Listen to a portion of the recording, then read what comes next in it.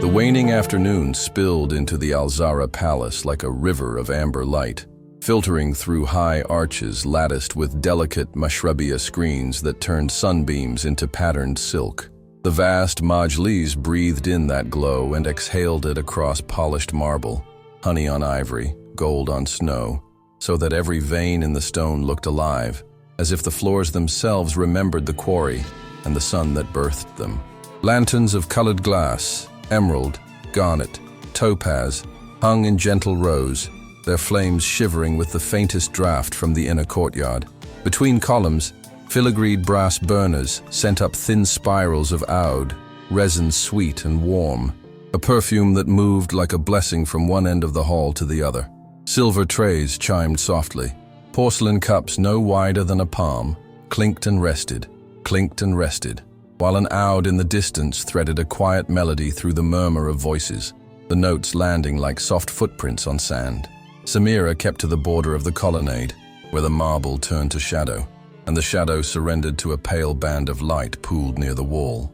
Her abaya was the color of unpolished ivory, plain, carefully laundered, its cuffs marked only by a line of tiny hand stitches she had made herself, a private garland of patience.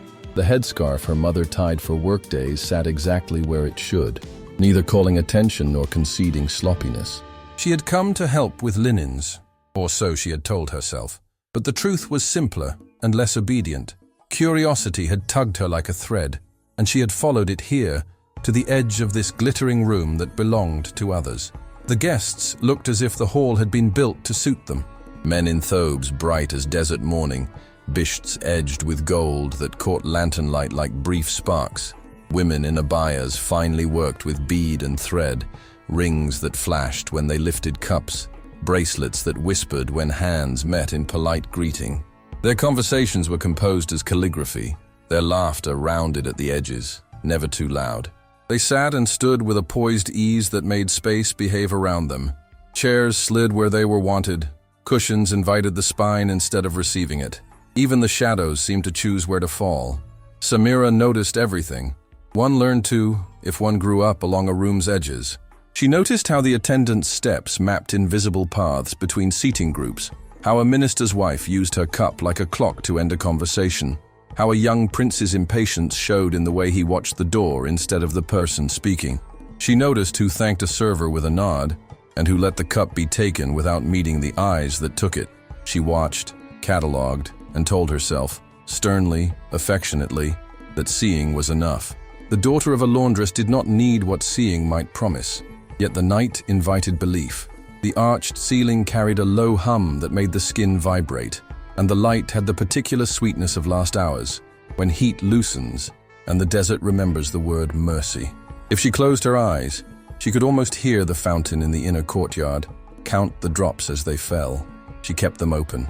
At the heart of the room was a dais of carved cedar, its front worked in a geometry of stars and vines that seemed to breathe with the same rhythm as the hall. Upon it sat Sheikh Hassan al-Mansuri. He wore a thobe cut in the way of men who never guess it fit, and over it a black bisht, whose gold trim was so finely stitched that its brightness looked baked into the fiber. The aggle at his brow had the color of aged bronze. The folds of his gutra framed his face with a contrast that gave his stillness edges. He was not a man who filled the room with motion, but the room arranged itself around his quiet the way dunes curve around an outcrop of stone, each grain aware. Samira had heard a dozen versions of his story in a dozen voices. In the laundry, he was the patron who sent new machines when the old ones were repaired one time too many. In the kitchens, he was the man who took his coffee without sugar and preferred dates that tasted of real heat, not the sun of decorative courtyards. In the guardhouses, he was the measure. The line men drew against themselves to see if they stood straight. Among guests like these, he was the Emir of the desert, a title fitted to his lineage, and the way a silence could become a sentence when he kept it long enough. Nothing she had heard accounted for the precise sensation she experienced when she looked at him now, as if a falcon's shadow had passed over her face, cool and exact, while the bird itself circled much higher, measuring distances that other eyes could not hold. She reminded herself, again, affectionately, sternly, that the gift of such nights was to watch and go home. She stood a fraction deeper into the shade, letting a column take some of her outline.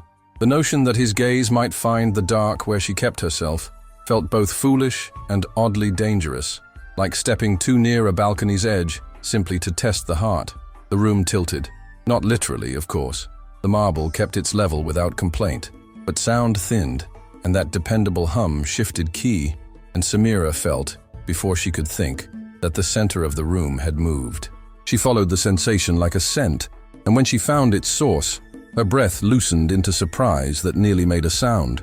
He was looking at her, not glancing past, not skimming the margin where staff often stood, but looking with the patience of a man reading a page he cannot afford to misread. The space between them lengthened and narrowed in the same breath.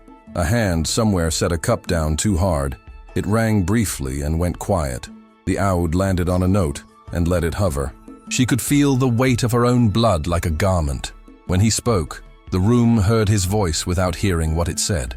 The language, for most, belonged to a formal elsewhere reserved for contracts and prayers. It was Arabic, the kind her mother had carried through years like a small fire cupped in two hands. He let it fall toward Samira unhurried, the syllables shaped as if they deserved to be told where to rest. In the words, there was no demand, no test. There was a kind of invitation, the sort given by people who expect that either answer, yes or no, will be understood as an answer. She understood everything. She always had, since nights when the laundry steamed the windows and her mother's voice turned the alphabet into a path they walked together, sound into letter into meaning, between baskets of folded cloth. There are gifts that define a life by the way they are given. This was one. Her throat felt lined with heat and light. She did not look to the interpreter. She did not look at her mother, who, somewhere beyond the doorway, would be counting linens and pretending not to count time. Samira lifted her chin the smallest degree. When her voice came, it surprised her with its steadiness. She answered him in the same tongue, letting her words travel clearly, without ornament, as if the distance between them were a surface that favored plain steps over quick ones.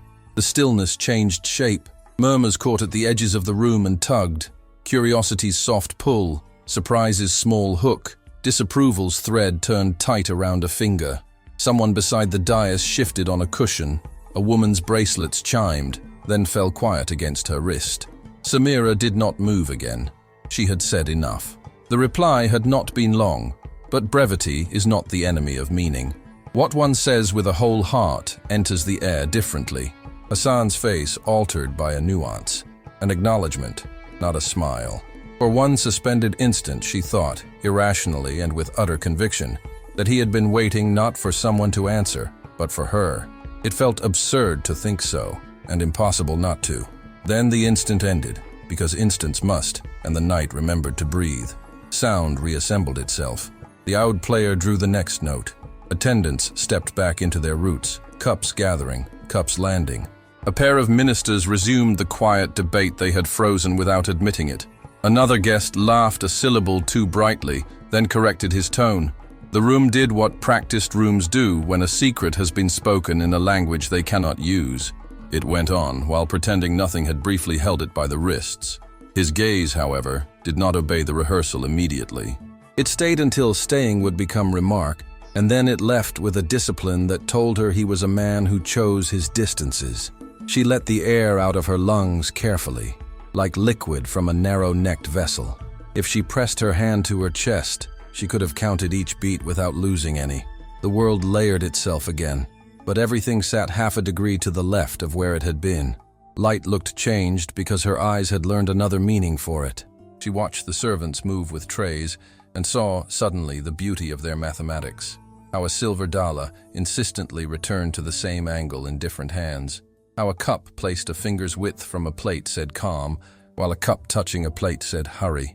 She thought absurdly about the first time her mother had taught her to fold a sheet so that the corners met without shame. "Precision is love's language too," her mother had said, smoothing the cotton with a palm that smelled of soap and cardamom. Across the majlis, a woman of notable rank, a cousin perhaps, judging by the family emerald set into her bracelet, looked at Samira with that cool interest the titled reserved for items that appear without invitation, not hostility, a weighing. A gentleman nearby followed that gaze, and where it landed he found nothing to criticize easily. A girl in a simple abaya, standing where staff are allowed to be, mouth closed, eyes lowered now in the courteous way. Still, he looked again. Words began to be minted low and thin along the sofa's edge. Who is she? Whose daughter? Where did she learn? The questions pressed against each other like coins in a tight purse.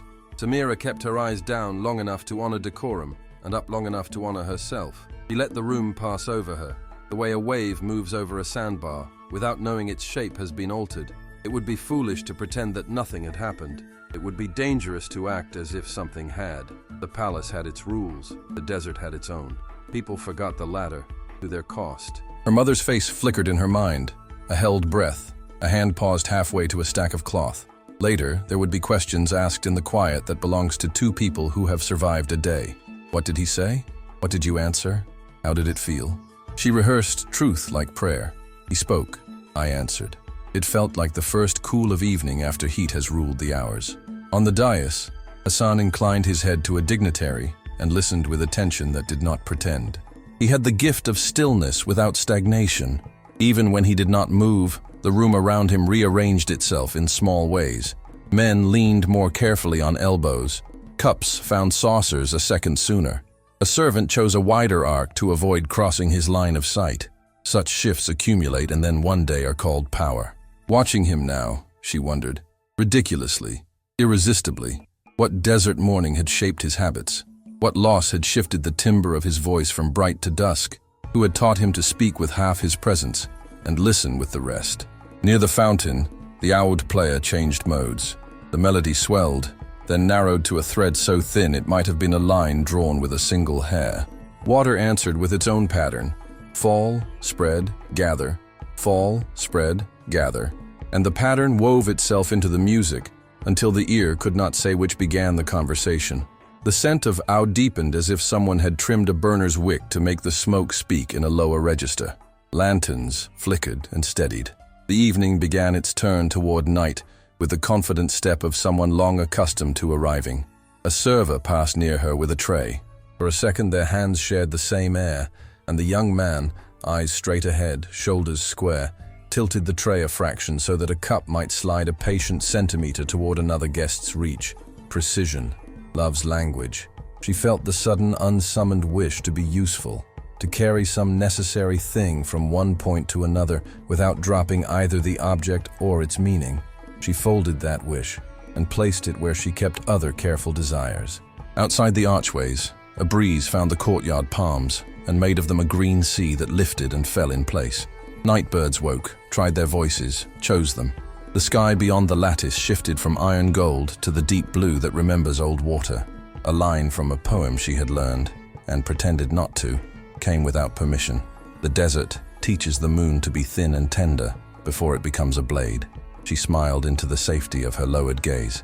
When she lifted it again, Hassan had turned his face a degree, and for the briefest span, less than breath, more than blink, his eyes crossed the distance and returned to her, as if testing whether the first crossing had been accident. Not a question. Not yet. An inventory of truths. The girl is still there. The girl does not flinch. The girl understands what was said and what was not said. He looked away deliberately. Choosing distances, she thought again, and felt a steadier current move under the earlier rush. She stood a moment longer, then shifted back a half step into the column's shade, not to hide, but to obey good sense. The palace listened even when it pretended to sleep. Better to carry new weight with a measured hand than to let it swing and spill. Somewhere, a clock unseen by guests but known by staff nudged the hour forward. A steward in the far door lifted a finger, a signal to attendants that the service would turn soon to fruit and sweet, to mint tea and small things coated in crushed pistachio. In another minute, the room would loosen, the way people do when sugar touches their tongues, and stories would resume the slow work they had interrupted. Samira traced the pattern on the marble with her eyes, the way a white vein curved around a darker stone, the way a hairline crack had learned to be beautiful. She drew a breath in and let it leave as if it had a place to go. She thought, with a brightness that almost made her laugh, that the world had not asked her permission to change. It never does. It had simply shifted, and now she would walk within the new angle, careful as ever. but with a window open in a wall she had once believed was entire. Inshallah, she whispered to herself, not as a bargain, not as a shield, but as a way to place a palm on the evening's spine and feel that it was real. Then she straightened the simplest thing she could find, the edge of a curtain that had gathered a small fold near the floor, and took one quiet step along the colonnade, as if moving taught the heart to understand what standing cannot. The music rose and thinned, and the majlis, vast, perfumed, listening, carried on as if it had not, for a moment, been a bridge between two shores no one else could see. The majlis had resumed its choreography, yet to Samira it felt like a woven carpet that had been turned slightly, its patterns still beautiful, but misaligned in a way only the attentive would see. The sound of conversation rolled back in, but its tones were sharper now, like silk pulled too tight over an unseen frame. She stayed close to the colonnade, where the tall columns broke the flow of the crowd and gave her shadowed shelter. She did not need to look over her shoulder to know her mother was somewhere behind the scenes, checking trays, whispering to attendants, and keeping a careful ear on the hall.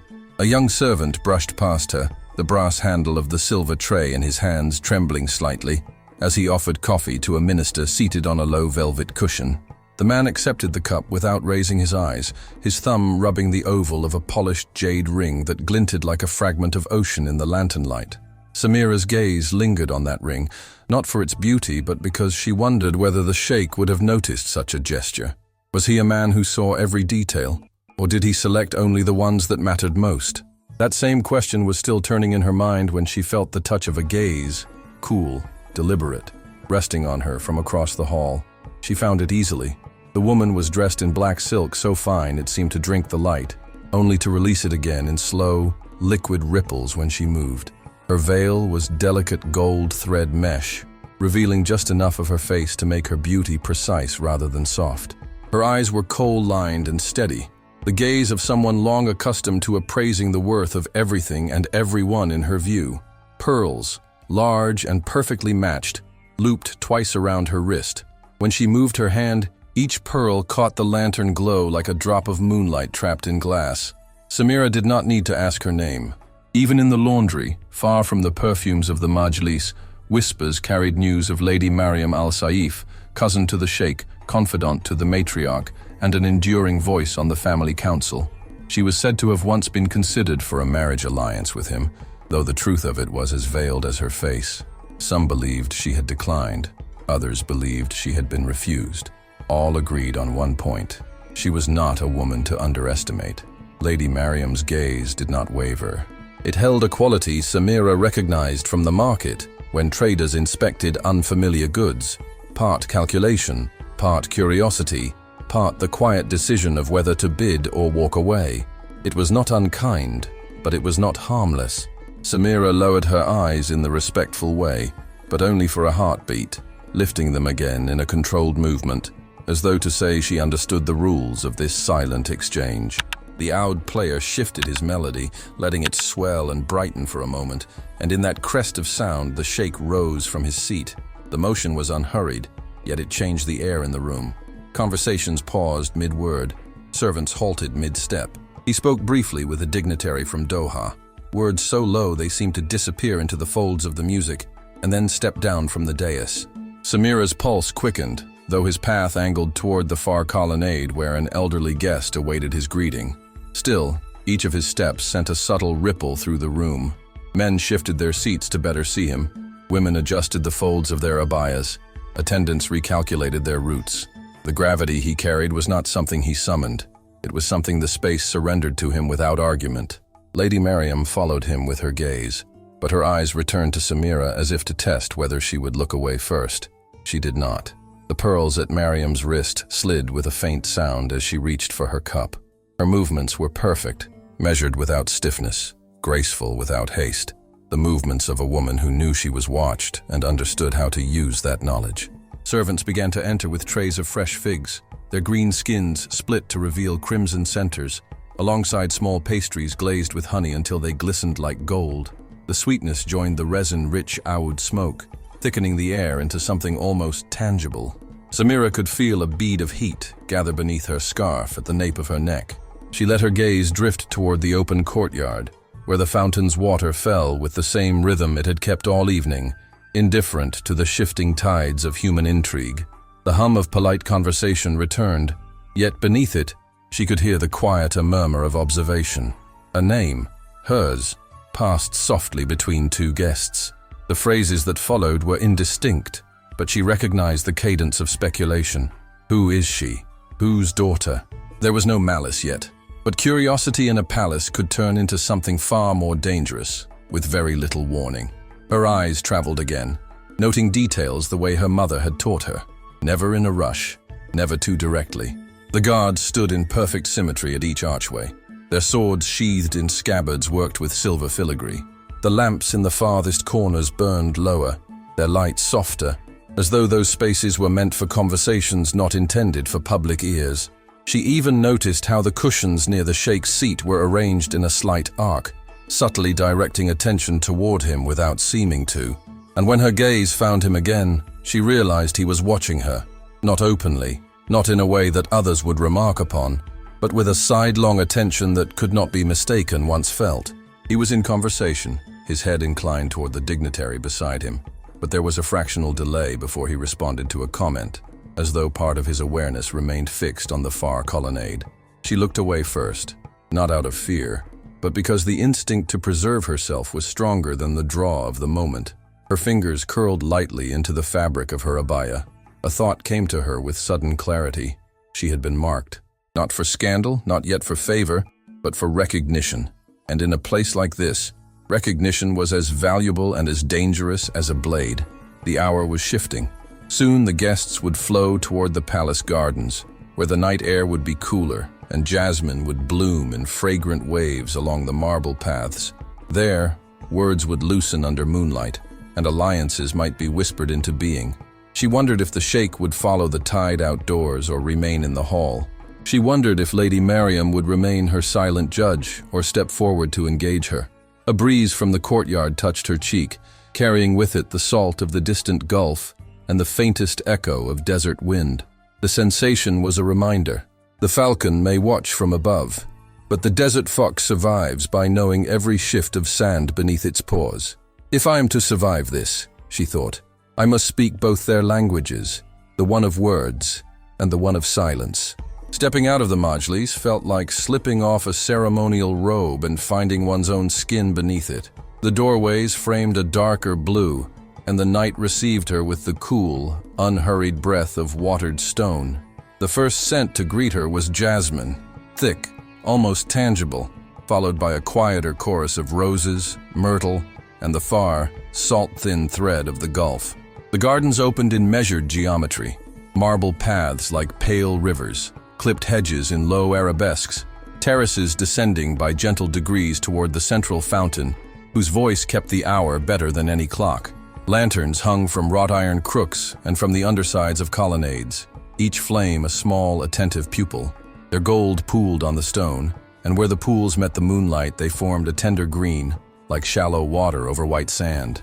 She slowed, letting the press of guests strand itself ahead. It was quieter here, but not empty. Laughter softened at its edges. Conversation stretched, then thinned, then found new channels. Two ministers stood under a pomegranate tree and weighed each phrase as if it were coin. A woman in emerald silk turned her wrist to admire a bracelet, the motion a private tide. A boy chased a moth through a square of light until a nurse caught him by the sleeve and bent down to tell him something that stilled his body and let his joy remain in his eyes. Beyond the terraces, date palms lifted their crowns and conversed in the wind. The peacock, half rumor and half bronze, took 3 measured steps and let his tail whisper against the hedge. Samira stayed with the balustrade, fingers resting lightly on stone that had shed its day heat and taken on the breath of water. In that coolness, she felt the echo of other lives, seabed to quarry to lintel, and wondered if marble, like people, remembered what pressure had made it strong. Behind her, the majlis continued to shine.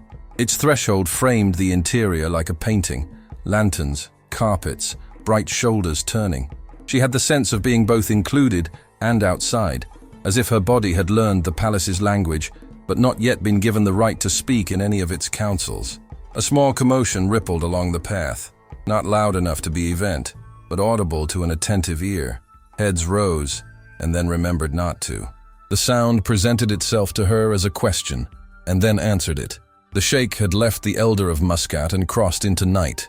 He did not hurry. Power is rarely taught to run. His bisht fell in a dark, flowing line, its gold thread catching lantern light and sending it ahead of him in brief arcs that extinguished themselves on marble. People rearranged their distances with the skill of those who had done it all their lives. One step left, a bow of the head, a sentence paused in the middle and resumed in a tone calibrated to be neither invitation nor refusal. He acknowledged them with the smallest tilt at the hinge of his neck. It was not indifference, it was governance. She turned her face to a bed of pale roses, more from loyalty to her own caution than from hope that she would go unseen. Each bloom held a thin mirror of moon in the crescent between its petals. Water never looks like itself when it tries on light. She thought of the laundry room, and her mother's hands smoothing damp cloth, the steam making halos of everything. A life inside a life, fragrance inside steam, language inside the space between folded sheets. His steps changed texture when they left gravel. The sound drew nearer, then steadied, then stopped at the measured distance that separates address from intrusion. He gave her name the care of a word he meant to keep. The lantern near them breathed, and the light moved across his face in a slow, tidal way, as if testing how he would look in different years. She turned, not abruptly, as if the night itself had asked, and she, being a polite guest, obliged it. He regarded her with the composure of a man who looks for truth first and beauty only after it refuses to be ignored. "Your command of Arabic is unusual," he said.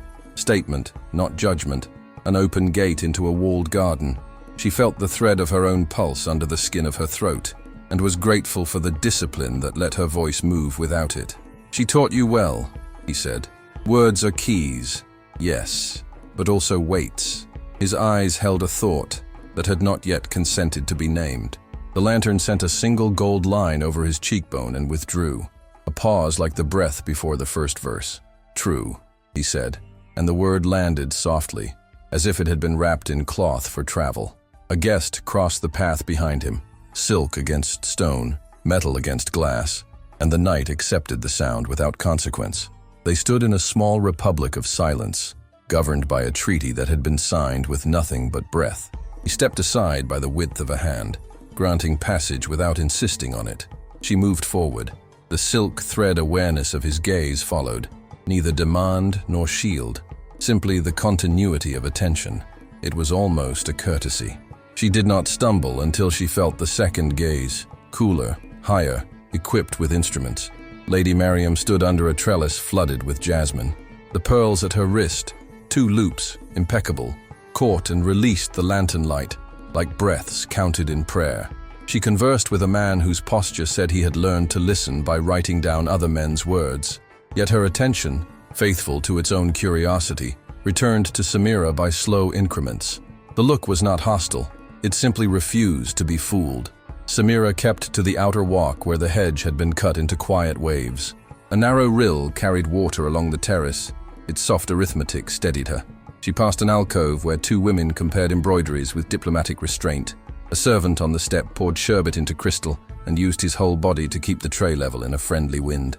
The moon tilted a degree and laid a brighter path across the fountain, which now seemed to breathe. Inhale silver, exhale shadow. She reached it and sat, palms flat on stone, fingers spaced like calligraphy. The fountain's basin had been worked from pale marble, its floor inlaid with lapis in constellations that resembled maps of cities she had never seen. The water broke the moon into a handful of coins and spent them over and over without ever running out. A jasmine petal let go of the vine and came to rest at the surface. It turned as if it could not make up its mind about direction. She might once have caught it, for the sake of completion. Tonight she left it to its small, indecisive journey. Some things must be allowed to choose their own ends. The voice, behind and to the right, belonged to a woman accustomed to answers. The vowels had the rounded sweetness of Abu Dhabi. The consonants had a silver cleanliness. Samira turned her head. The veil of Lady Mariam's mashrabia mesh hid the part of her face that betrays emotion and revealed the part that measures it. Up close, the pearls were not merely perfect. They were patient, the kind of patience that makes a jeweler rich and a court long-lived. "They do, my lady," Samira said. "Counting," Samira said, and kept her eyes on the water, because truth sometimes needs the help of an unoffended surface. "One must be careful with mercy," Lady Mariam murmured. "In excess, it looks like weakness."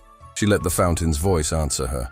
She did not add, "In a room that smelled of soap and steam, between hours that were not ours, and hours we made our own." "A good mother," Lady Mariam said, which might have been praise or merely classification. The pearls clicked once against one another and were still. "Be wary of usefulness." Samira bowed her head enough to show she had heard. A breeze tugged at the jasmine. 3 more petals tested the water. A small group passed behind them, speaking of a horse that had thrown a shoe and an invitation that had arrived too late to be an accident. Lady Mariam watched the group without moving her head. Only the brightness of her eyes shifted.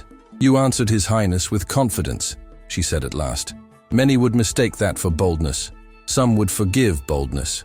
"Then I will be small," Samira said, and heard in her own voice a steadiness that had learned from stone. "Do not be small," Lady Mariam corrected softly. She turned, and the lantern caught the fine net of her veil and set 1,000 points of light in it. Etiquette reappeared on her wrist like a bracelet. She did not wait to be dismissed. Power rarely does.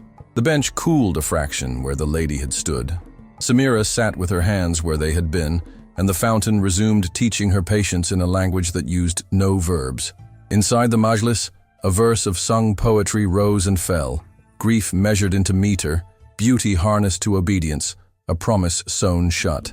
The garden accepted both the grief and the sewing. She did not start. The sound of him had already entered the quiet like weather and become part of it. "In the laundry," she said, "when the steam has softened the air and the day is nearly folded, the pipes hum. If you have done your work, the hum sounds like mercy." He studied the water as if it had written something he could not yet read. His mouth yielded the smallest ghost of a smile and took it back. His gaze traveled briefly to the trellis, where jasmine kept its counsel, and then returned. "Stone remembers the hand that set it," Samira said. He let the sentence sit between them like a tray waiting to be carried. When he spoke, it was without ornament. "You have been a careful one," she answered. "Carefulness is a kind of generosity when the roof is weak."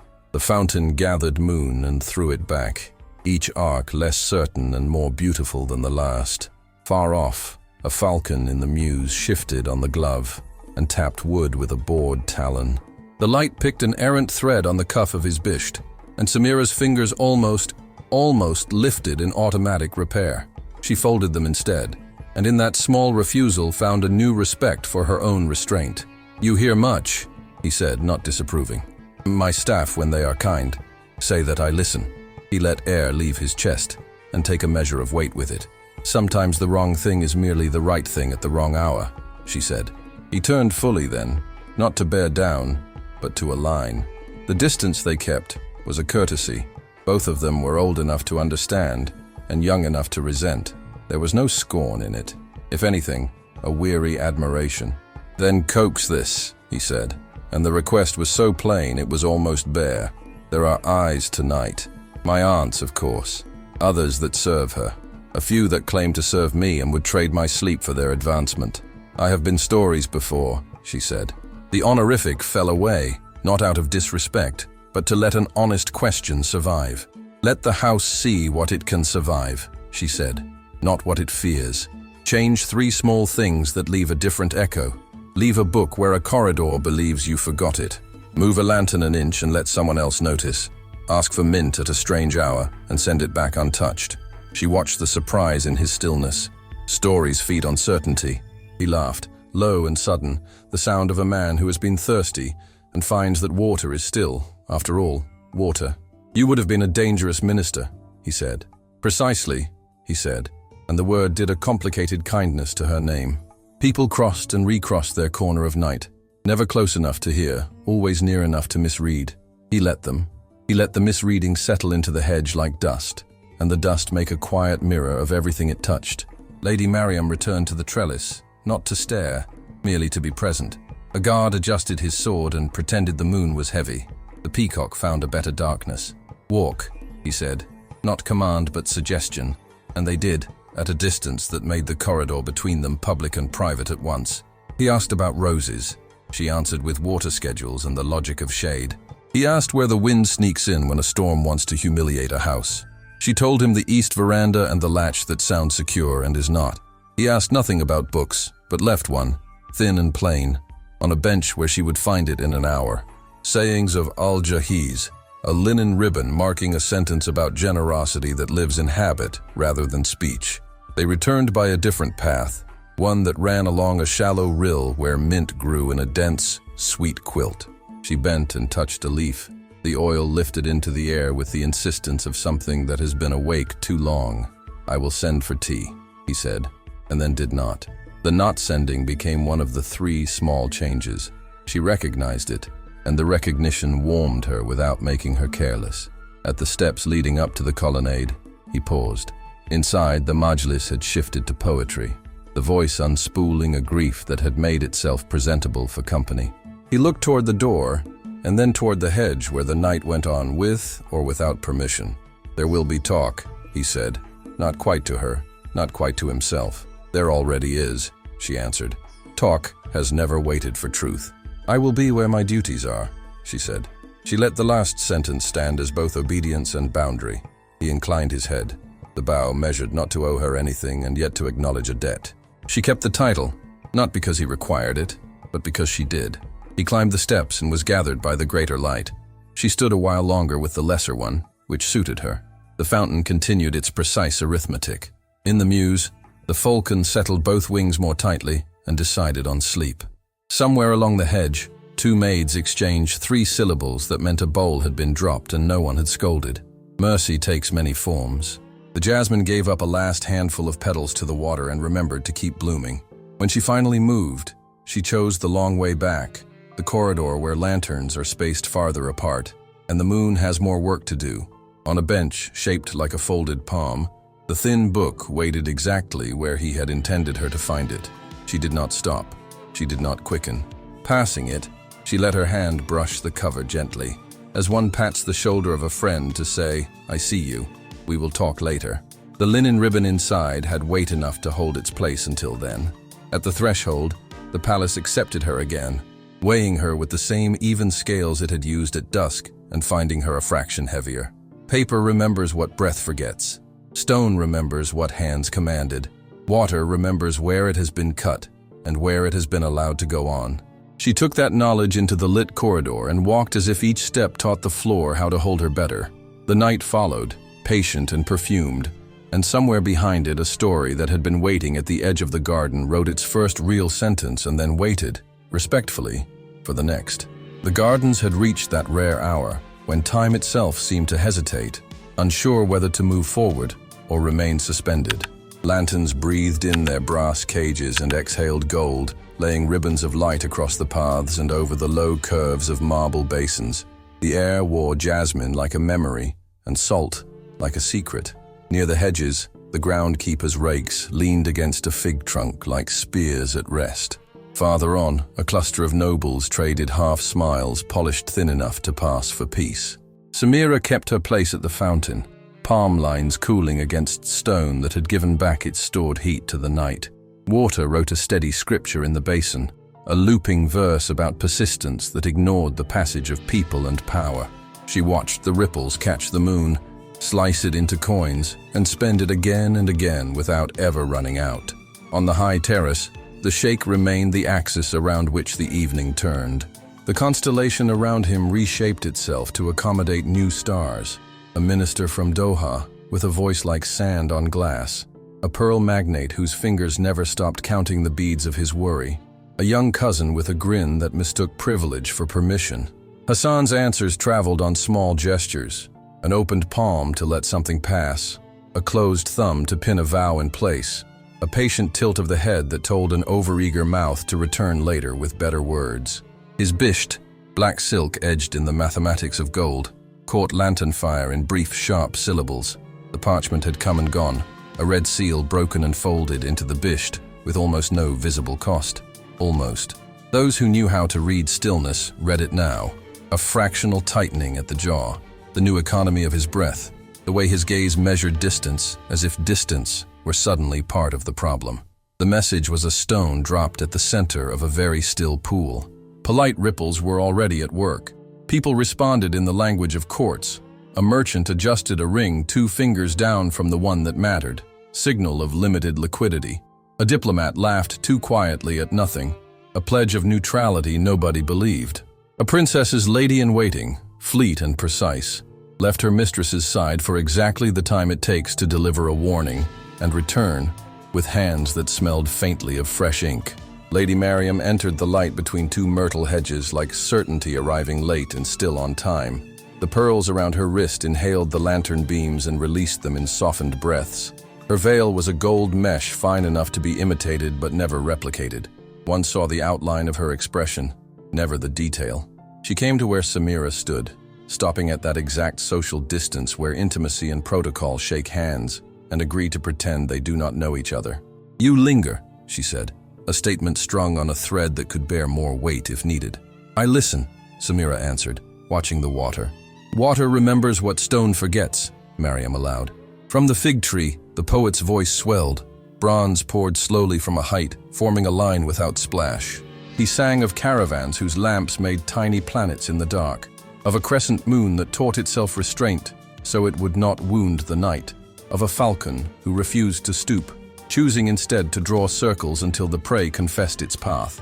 Then the couplet Samira knew, the traveler with a sealed jar of water, who would not drink for fear that the water, once tasted, would tell the truth about his thirst.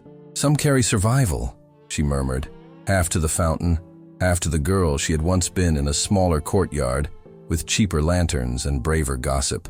"And some carry both," Mariam finished, the pearls ticking faintly. A breeze moved the jasmine. The lanterns trembled and made 2 shadows for every person. In that doubled world, a servant at the far path lost his grip on a crystal decanter. It struck a parapet, rang like a bell struck with a bone, and spun into grass. Conversation stopped just long enough to remember how to continue with altered tempo. At the terrace, the Sheikh didn't turn his head. That was an answer too. A trio of men passed within earshot, speaking in a dialect salted by the eastern coast. "If it were bad news, he would have smiled," said the shortest, and the other 2 nodded as if a theorem had been proven.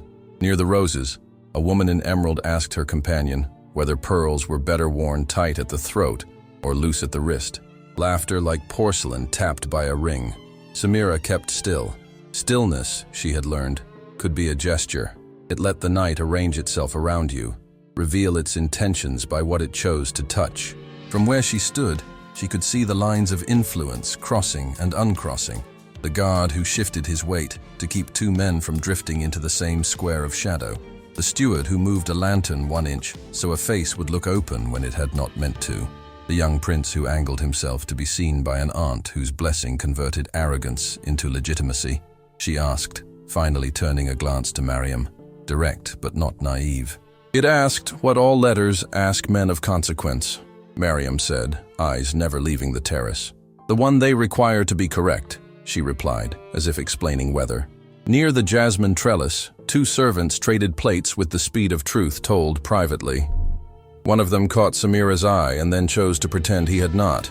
Loyalty has many faces, and one of them is silence. The falcon beyond the walls cried once more, shorter this time, as if a decision had been made by beak and bone that the night did not need to overhear. Samira looked again toward the Sheikh. He had allowed himself the small human act of touching the inner fold of his bisht, where the parchment slept like a coiled question. The gesture lasted the length of a heartbeat and was gone. She felt the echo of it as a pressure behind the ribs, an ache that might have been sympathy or warning or both. Lady Mariam shifted just enough to make the light think it was being consulted. "When the desert wants to hide a thing," she said, "it does not bury it. It waits," Mariam said. From the fig tree, the poet changed mode, voice narrowing to a thread, a pearl forming around a wound, a well whose water is sweetest where the rope grooves the stone, the smallest lantern lifting a whole camp out of fear. The verses clung to the air long after the mouth fell silent. People pretended not to have been moved, and in pretending confessed they had.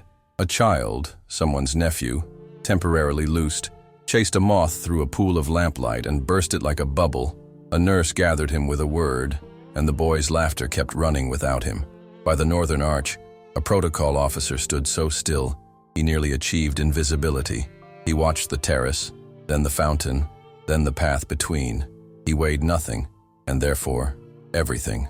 Mariam's attention moved in increments toward the terrace, then returned to Samira with a new softness that did not belong to kindness. "You answered him earlier with a kind of courage that courts do not reward," she said. "Confidence is forgiven." "I will negotiate with work," Samira said. "Work is a poor lawyer," Mariam replied, amused. Somewhere deeper in the garden, mint released its cool breath under an unseen step. Beyond the colonnade, the sea inhaled itself and forgot to exhale for a moment. The silence it left behind made the fountains louder. At the terrace, the circle around the Sheikh widened a finger's width. One man left as if he had remembered a deadline. Another arrived with the gait of one whose news could no longer be folded into sleeves. A moth circled a lantern and burned itself into understanding. The flame did not apologize. "With the hand that knows the weight of both," Samira said. "Kindness breaks hinges if it refuses to learn weight." Mariam's pearls made a sound like a decision agreeing to be patient. "We will see," she said, and the sentence did not announce a threat so much as a season. The poet ended. For a breath, the garden held its tongue, as if not to bruise the last word. Then talk returned, in a lower key. The peacock crossed a path and was translated briefly into emerald and midnight by a passing lamp. A servant righted the fallen decanter in the grass and wiped it with a cloth that had been waiting for this in a pocket. On the terrace, Hassan inclined his head and dismissed the circle with a politeness that saved them from the embarrassment of being dismissed. He stood alone in that curated way. Powerful men achieve solitude, surrounded, but unavailable. He looked toward the fountain. The distance between his gaze and Samira's awareness of it became once more a thread. Thin threads can hold bridges. A wind drew through the jasmine like a harpist's fingers. The lantern chains whispered. Somewhere not far, a palm rat concluded its evening business with a decisive rustle. Samira remained, and by remaining declared herself unafraid of what staying might cost. The garden accepted the declaration without applause. Courts prefer to pretend they did not hear such things, so they can later claim to have known them all along. Lady Mariam stepped back into the seam between light and leaf. "Do not mistake quiet for safety," she said, departing gift in the manner of queens. Samira watched her go, then returned her gaze to the basin. The moon coins broke and mended.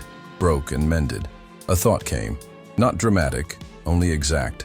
She would have to learn the garden's map the way a Bedouin learns a sky, by names that never make it into books, by marks only the patient notice, by routes that look like wandering and are not. When she finally moved, it was the movement of a hand settling a tablecloth so that the crease runs true. She shifted a half step to claim a better line of sight on the terrace and on the path that led behind the jasmine. The evening did not end. It thickened. The letter in the Sheikh's sleeve weighed no more than before, and yet changed how men stood. The poet's last line kept walking without feet. The falcon beyond the wall decided against one more cry and conserved the sky for morning. At the fountain's lip, the stone cooled a degree. Samira laid her fingers there and felt it. Small changes testify more honestly than speeches. Around her, the garden's many games overlapped. The visible one of rank and proximity, the quieter one of messages and their shadows, the oldest one of eyes and what they choose to believe. She stood inside all three without belonging entirely to any, a fact that might keep her safe or make her necessary. Either way, the night had chosen its witnesses, and she, by breathing, agreed. The garden had crossed into that hour when stillness became heavier than sound, when silence no longer meant absence, but the presence of something watching, something waiting. Earlier in the night, the courtyard had been a living mosaic of sound and motion. Threads of conversation had woven themselves together like the intricate carpets traded in the old spice markets. Patterns of laughter, measured questions, soft declarations wrapped in the perfume of courtesy. Now those threads had loosened. The chatter had thinned into occasional murmurs, as though the air itself demanded less intrusion, pulling every voice back into the chest before it could spill. Above, the heavens stretched wide and unbroken, their depth swallowing all sense of distance.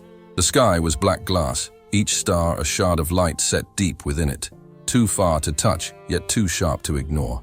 The crescent moon hung low, shaped like a scimitar honed to perfection. Its blade angled toward the palace as if guarding what lay within. Its light was cool and precise, slipping across the domes, tracing the carved calligraphy along the arches, catching in the pools of the fountains until they looked like bowls of quicksilver. The palace lanterns swayed on long chains of brass, their stained glass panels breathing out liquid colors, molten amber, blood-deep ruby, and sunstruck gold.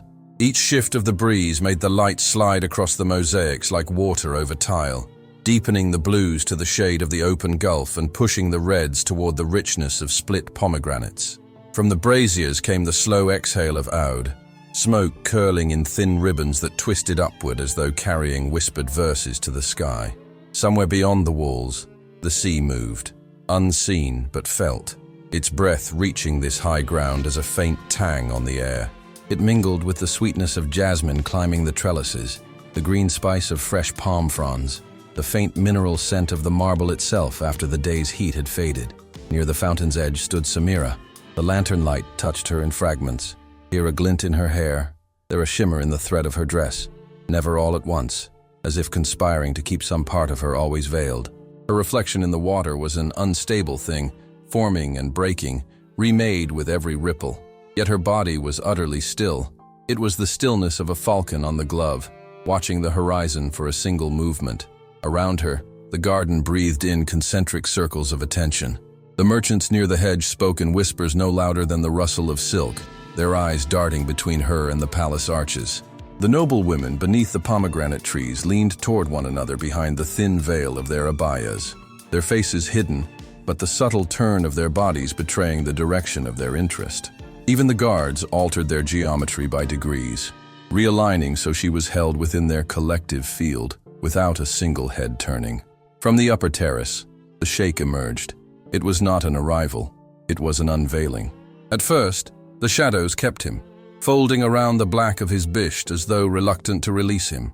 Then the light claimed him, setting the gold thread at his hem alight. The descent from the terrace was unhurried yet exact, a rhythm without hesitation. Each step landed as though it had been decided long before the night began. The garden adjusted. Guards slid into new positions, perfecting their symmetry. Servants, like threads being drawn tight, moved into place along the edges of the paths. Conversation stopped not all at once, but in waves, until the fountain's murmur stood alone in the air. At the junction of the marble paths stood Lady Mariam. Gold-threaded fabric draped her like poured sunlight, and her wrist carried a string of pearls that caught the moonlight in their own small orbits. She lowered her head in greeting, but the angle was calculated, neither surrender nor challenge, a gesture that admitted the rules without conceding the game. Their eyes met, and in that glance moved a history not meant for the public ear. Moments of alliance, fractures of rivalry, the unspoken calculus of power. But he did not slow. His gaze passed her, fixed itself on Samira, and did not waver. The air between them seemed to contract, drawing in on itself until the space was narrow enough for the weight of their attention to fill it entirely. The fountain's voice grew louder in the quiet, each drop falling like a clock marking seconds no one wished to end. "You remain," he said. The words were low, the kind that reached the ear not because they were loud but because they left no other choice. "The night is worth staying for," she answered, her tone as level as marble laid by a master's hand. "Only to those who listen with more than their ears," he replied. "Some hear the fountain." Her lips moved into the shadow of a smile. "And you, Your Highness?" He let the question sit, heavy as the box that had yet to be brought into their midst. Then, softly, "I hear the pattern." From the eastern colonnade, a servant emerged, his steps measured to the rhythm of the space. In his hands was a silver tray, and upon it rested a box of sandalwood, polished to a sheen that caught the lantern light in soft waves. Mother-of-pearl crescents and arches traced its surface, each shift of the light pulling a new color from them. Pale rose, green gold, the blue of a shallow sea. The brass fittings glimmered like captured sunlight, and from the thin seam between lid and base drifted the ghost of oud, as if the gift breathed its own atmosphere. The servant bowed low, offering it up as though presenting not an object, but a verdict. The sheikh took it with the gravity of one who understood how a gesture could ripple beyond the night in which it was made. He held it for a heartbeat longer than necessary before extending it toward her. "For your work," he said. Samira accepted it with both hands. The wood was warm, its weight steady, the delicate ridges of the inlay pressing shapes into her palms, like a message written in a language only the fingertips could read. She did not open it. Not here. From the fringe of the garden came the murmur of interpretation. The sheikh inclined his head once, then turned toward the colonnade. Lady Mariam fell into step beside him, their silhouettes merging as they passed under the arches, swallowed by shadow. Samira remained by the fountain. The garden exhaled. The flames in the lanterns leaned with the sea's unseen breath. Shadows crept across the marble like the tide advancing over wet sand. Beyond the walls, a falcon cried, a single, perfect note that broke and remade the night. The guests began to drift away, their silk hems whispering against stone, their steps carrying with them the residue of questions not yet spoken aloud. She traced the inlay of the box with her fingers. The moon hung above her, its silver blade cutting the sky cleanly in two. What had been, and what would be. The desert, she thought, moved the same way. Its surface might seem still, but below, the sands shifted until the change above was inevitable and final. Nothing here would remain still for long. Somewhere beyond the arches, the next move had already begun. The desert does not wait, neither should you.